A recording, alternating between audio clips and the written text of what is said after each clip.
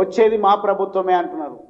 వచ్చేది కాదు కదా, మీరు చచ్చినా మళ్ళీ తెలంగాణలో గులాబీ జెండా ఎగరదు అనేది ఈ సందర్భంగా తెలియజేస్తాం. మీరు చేసినటువంటి అరాచకాలు కానీ, మీరు చేసినటువంటి అవినీతి కానీ, మీ అసమర్థత, మీ స్వార్థం కానీ లేదు అని అంటే నిజంగా చెప్తా ఉన్నా. పేద వర్గాల నుంచి వచ్చిన కాబట్టి నాకున్న అనుభవం ఏంది, మీ అరాచకాలు, మీ దుర్మార్గాలు, మీరు చులకన భావం ఏందో సమాజం పైన తెలియపరుస్తా, మిమ్మల్ని నామరూపాలు లేకుండా రాజకీయంగా భూస్థాపితం చేస్తానని ఈరోజు హరీష్ రావు గారికి హెచ్చరిక చేస్తూ, దమ్ముంటే నేను చేసినటువంటి కామెంట్ల పైన హరీష్ రావు గారు స్పందించాలని నేను డిమాండ్ చేస్తాను. ఇకనైనా కేటీఆర్ గారు, హరీష్ రావు గారు, లేదంటే బీఆర్ఎస్ పార్టీకి సంబంధించినటువంటి వాళ్ళు ఎవరైనా నా గురించి మాట్లాడేటప్పుడు నోరు అదుపులో పెట్టుకొని విఘ్నతతో మాట్లాడితే మంచిది.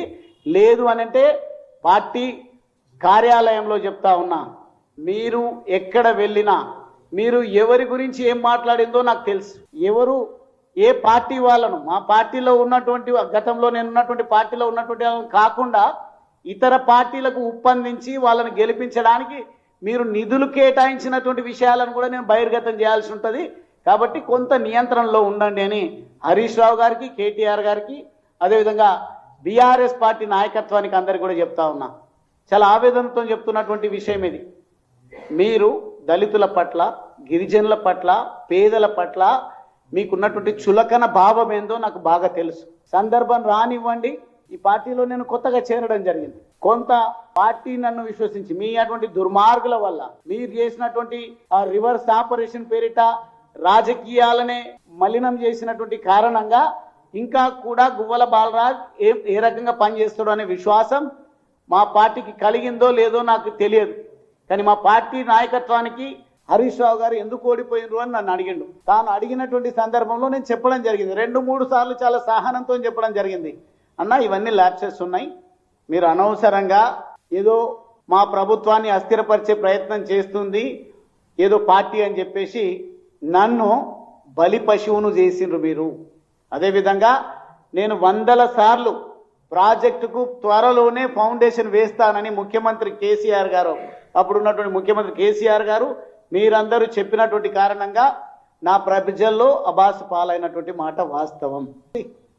ప్రజలు అవకాశం ఇచ్చి 10 సంవత్సరాలు ఈ రాజ్యాన్ని, ఈ రాష్ట్రాన్ని అద్భుతంగా అభివృద్ధి చేయండి అంటే విస్మరించి ఫామ్ హౌస్లకు పరిమితం కావడం, లేదంటే నేను ముఖ్యమంత్రి అవుతా అంటే నేను ముఖ్యమంత్రి అవుతా అని గ్రూపులను మెయింటైన్ చేయడం వల్ల మీ పైన విరక్తి వచ్చి మమ్మల్ని ప్రజలు ఓడించిండ్రు. కానీ ఈరోజు చెప్తా ఉన్నా, మీరు కంటున్నటువంటి పగటి కళలు ఏదైతే ఉన్నాయో ఎట్టి పరిస్థితుల్లో నెరవేరదు.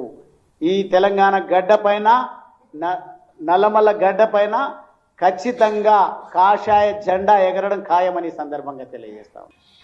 మీకు నేను చాలా మంచి పద్ధతిలో సంజాయిషి ఇచ్చేటువంటి ప్రయత్నం చేసిన ఓటమికి కారణాలను. కానీ మీరు అన్న మాట ఏందో గుర్తుందా?